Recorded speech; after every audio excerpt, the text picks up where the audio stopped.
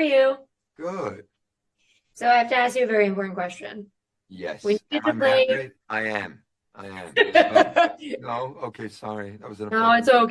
okay. When you get to play a being that has been, kind of hinted at for so long as being this like the end of time bringer, essentially, for you, does it make you feel powerful personally? Because you're like, yeah, I will bring the end of time. That's me. Not at all. I feel so insecure. I feel so humble. I feel so innocent because, first of all, when you're coming on a show that's been for so many seasons, I tried it on Game of Thrones as well. Mhm. When you come on something which is so established, you just want to be there and do a good job. You want to honor what Asimov has written back in the days, what David Goya, the showrunner, has created, and what these incredible actors have done for several seasons. You just want to go in there and do as good a job as possible. And so no, I didn't. I brought chaos to the screen, not to the crew and cast. You're like, personally, They would say it differently though, because we went out in Prague, and yeah, I'm good at partying. personally, I was an angel though. Yeah, I That was an was angel. me. I was an angel. Cut to Well, I was gonna ask about like the comparison between fantasy and sci-fi because they are two very different mediums. Obviously, Game of Thrones is a fantasy series that is completely different in tone and energy, but they're both hard to kind of unpack. What did you find both easier and more difficult about joining Foundation and trying to unpack the sci-fi aspects of this series and, coming in the third season? um, at the end of the day, a character is a character, and he's written the way he's written. In my case, so you can't really do a lot. You can add a bit of flavor to it. You can add a bit of your own taste, your own ideas. But a showrunner has a very strong vision for how they see the character portrayed, and that's what they want. When they called me and asked me if I wanted to go in the footsteps of Mikael Persbrandt, whom I love, who did the Mule second season, I didn't feel intimidated. I felt very lucky to be part of such a spectacular world. Exactly the same I felt in Game of Thrones, that the fan base is so massive, and to connect in the love for the material with these fans is one of the blessings of being an actor. And then you do hits and you do misses, and they'll hate you and they'll forgive you and they'll start loving you and then they'll hate you again. That's the process of being an actor in sci-fi and in fantasy. One for the last question I wanted to ask you because this whole season reminded me a lot of my favorite David Bowie song, 5 Years, which is all the lead up to the end of time. And it made me think of, like those stories where we know that the world is ending and how everyone kind of reacts to it. For you, how exciting is it to know that now, like maybe someone who didn't read Foundation and this is their introduction to it, are getting to have that kind of reaction to this series and to your character? Um, I think it's the biggest joy of my work, to do something that not a lot of people are aware of is Mhm. wonderful. Um, what I mean is, if we, with this series, with this season, can have more people being introduced to Asimov, then we have done our job well. That Mhm. is the main reason we're doing it, because there's so many different art forms, movies, music, you mentioned it yourself, Mhm. books, etc. And if we can have the audience not knowing that this is based on Asimov's Foundation, have them going back and read the original source, it's perfect. I couldn't be prouder. Well, I can't wait for everyone to get to see season three and get to see your work. And so thank you so much for talking with me today. I Oh, really thank appreciate it. you. Thank Thank you. you. Hi, How are Rachel. you? Hello, Hello. Rachel. Hello. How are you? Hello. To start, Terrance, I wanted to start with you because I went to school at App State and Keith used to take us to talk with you all the time about theater when we would come on New York trips. So it's Right. really nice to talk to you now about this show because I wanted to ask about how the theatricality of these brothers helped you when you were building Dusk and like figuring out how he would move and act as a character? Well, we spent a lot of time on the three of us spent a lot of time on getting the same mannerisms, finding the same idiosyncrasies. We had a choreographer on set that would come and we would work out. Most of the time, we would work it out around the dinner table. That those sort of movements, that's choreography of snapping a napkin, laying across. You got 3 cuts on the steak, and you hear the fork go in through the steak and ping on the plate, and how we eat it, So we did a lot of that. So the stuff that makes us seem identical is only that kind of movement. Otherwise, we're pretty individual people, and certainly in our respective stories, as we careen along doing them, you find us being very different. But we always come back together as a family. Yeah. Well, yeah, Cassie, and on the flip, I was going to ask how is it in theory being the youngest, so the one that kind of kicks off the like cycle of all of these people? Yeah. How is it, building the foundation each? I didn't mean to do that. Didn't mean to do that. I just did. But building that foundation each season with these characters, so we kind of know where the arc that we're going to get when they get older and whatnot. Yeah, I mean, it's a strange one as an actor because you're at the front end of it, but you're also kind of at the back end of it. And what I mean by that is I draw a lot from watching Terry and Lee in their performances, and it's almost like I work backwards. It's like I look at Terry, I look at Lee, and go, what is? They've lived a life that I've supposedly now will live, and what can I see in their behavior that I can mimic or imitate in some way? What's the project? You're the project. Yeah, exactly. I'm like, so. I mean, that is kind of the fun of the show, right? It's like we're all playing different versions. We're playing individuals, but individuals that are distinct. It's like putting a paintbrush in the same paint pot, but drawing on a totally different canvas. Great image. Yeah. Thank you, Terry. You hadn't said that. That's the first time I hadn't said that. You should have used it yesterday. That's an exclusive. Yeah, there's 86 other people. The paint reference. You got Perfect. it. You're the only one that got it. Well, and I was asking everyone this, and so I wanted to ask both of you. I really like this season because one of my favorite songs is a David Bowie song called 5 Years, and it's all about the lead up to the end of the world and how people kind of react to it. And I like that while this show has done this for a couple of seasons and everyone's pushing it off, this season in particular is very much about the end of time. How is it to kind of not only be a part of a whole world of media that talks about the end of time, the end of world, but getting to do it through a sci-fi lens in this season and seeing where your characters would be when they are confronted with the actual end of the world? Well, it's such a good question.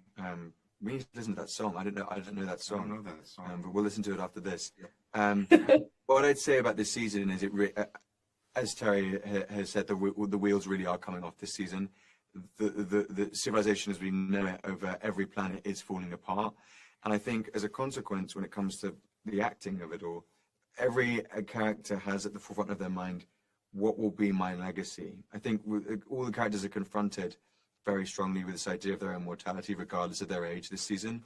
It's not the case that it's just Brother Darkness that is confronted with his death, even though that's a great part of the season. I feel like everybody is scared of dying this season.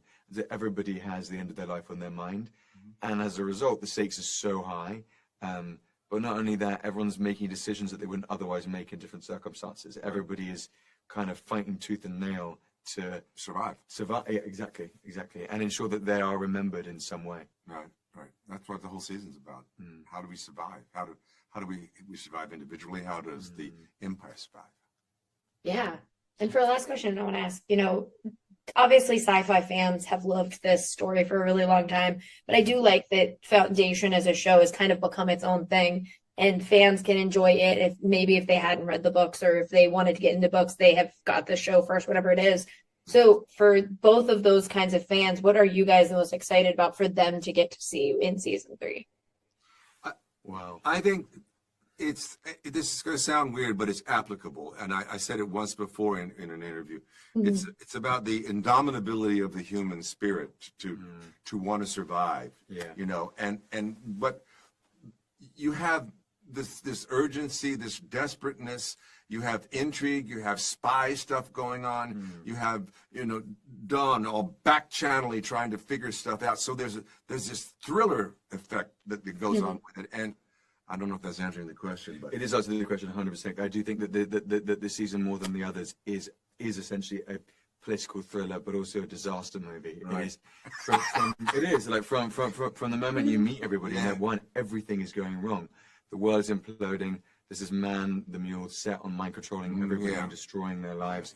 It is non-stop action from episode 1 to episode 10.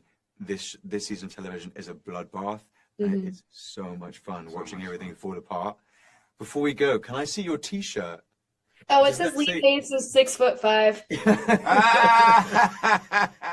I thought it did. That's a great T-shirt. Thank you. What did he say about it? Yeah. Did he say it? He loves it. I wore it last time too, and Laura was like, "Is my height on the back?" And so I just held up a phone that had her height on it and was like, "I have your height here." Sadly, we're not 6'5", No. but we're still growing. We'll get back to you. When we get to 6'5", we'll see what... Yeah, when you eventually become Day, you will be a 6'5". One day. Hey, if you ever talk to Keith, tell him I said hello. I will. I'll tell him you said hi. But thank you guys so much for talking with me So nice today. to meet you. You're Appreciate so it. welcome. Thank This you. has been Nice great. to meet you today. See you later. Bye. Hi, Mary. Hi, Jared. How are you? I'm doing I'm good, great. thank you. I'm doing great. So to start, one of my favorite things about this season of the show is I've told everyone this, but one of my favorite songs is 5 Years by David Bowie, which yeah. is exploring, like, knowing that the world is going to end. And that's kind of a lot of the theme of Foundation as a whole, but particularly this season. How is it for you to go into a season like this, knowing that there are either going to be fans who are very, very excited to be seeing this, or, newer fans getting to experience what the end of the world looks like for the people of Foundation? Yeah, well, hopefully, we're going to be successful in staving that off. That's the goal Yeah. of the characters. I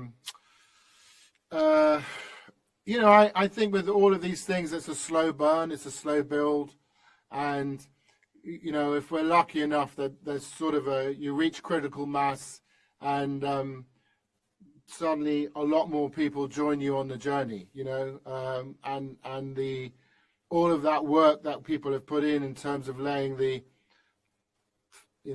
pardon the pun, laying the foundations, that it takes off, but we'll see. Yeah, I accidentally made that pun earlier, and I didn't mean to. I was just talking, and I was like, "Oh, nope, didn't mean to do that." But I want to ask you a slightly actory question, if that's cool, because when I love asking actors when they do adaptations of something how the process changes for them when it is an adaptation. You're no stranger to playing real people, and that's also a different kind of process as well. For you, what is the trick to playing, someone like this that is rooted in a very hard, like a hard sci-fi story? Is it you engage with the media and see what it is like prior to your guys' version of Foundation back in season 1, or are you someone who just focuses on how this take on the character is?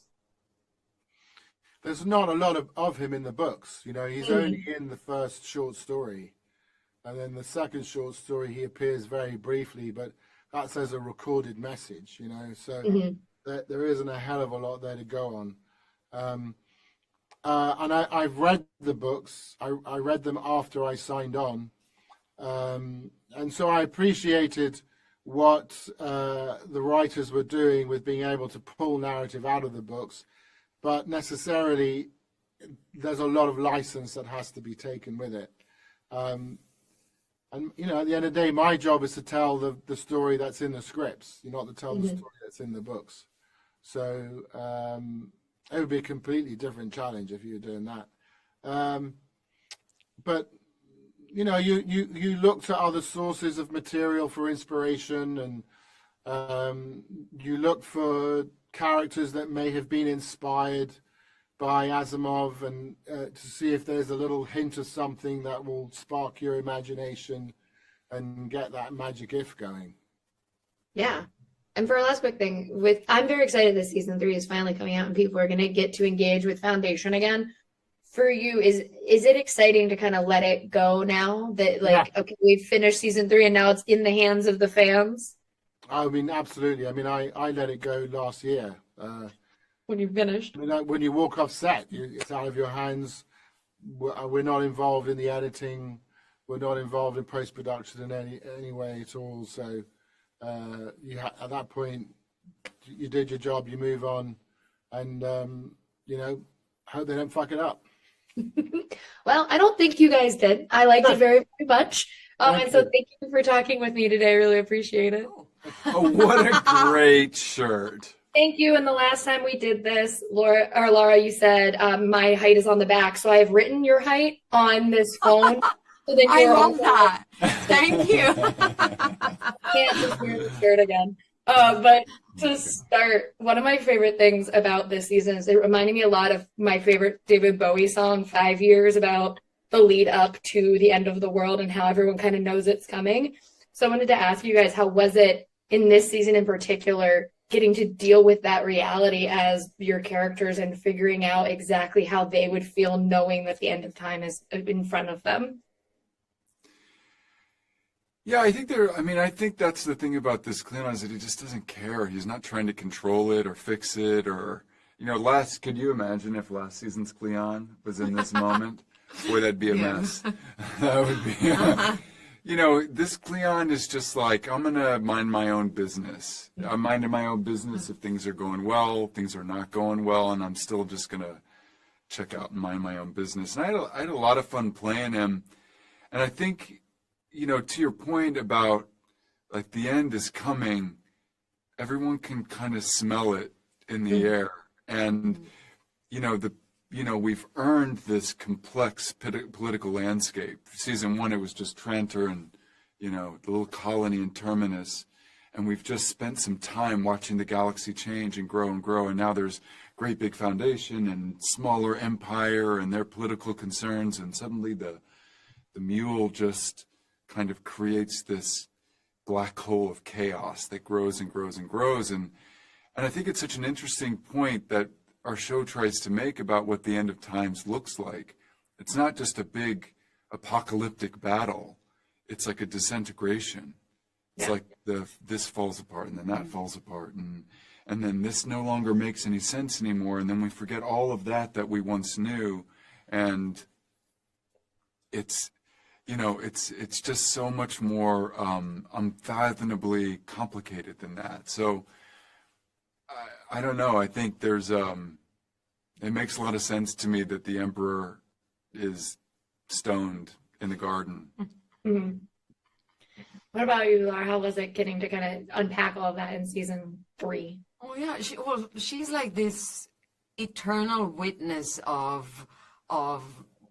humankind and what happens to it, and kind of like she's seen it all. She's lived for 25,000 years. She's seen her own species being destroyed, everyone except herself. So there is this lonelitude, and I think this burden, heaviness that she carries, and knowing that the end might be near. I think it's very complex for her. There is this possibility of maybe freedom, and is it something that she can wish for? Would she wish for it? What would she do if the dynasty fell? I think she's very kind of lost in also this existential, that what is it, my place in this universe, like what is my responsibility, and how much action can I take to kind of decide where we go? Like, she's very influential, she has a lot of power, and at the same time she's the most imprisoned being. So there are so many big questions. She's not taking it easy. She's not like smoking weed in the garden, hanging out with her friends. She's working on it. She's working hard. That she is. No judge. Judge Elisa over here. She's not taking it easy. Well, I'm so happy that Foundation is back. I can't wait for everyone else to see season 3. And Lee, you're in my most anticipated movie of 2025. I can't wait to watch you chase Glenn Powell around in The Running Man. I'm so excited for it. Oh, it's going to be awesome. It's going to be so cool. Yeah. Okay, thank you guys for talking to me. I really appreciate it. Bye. Thank you.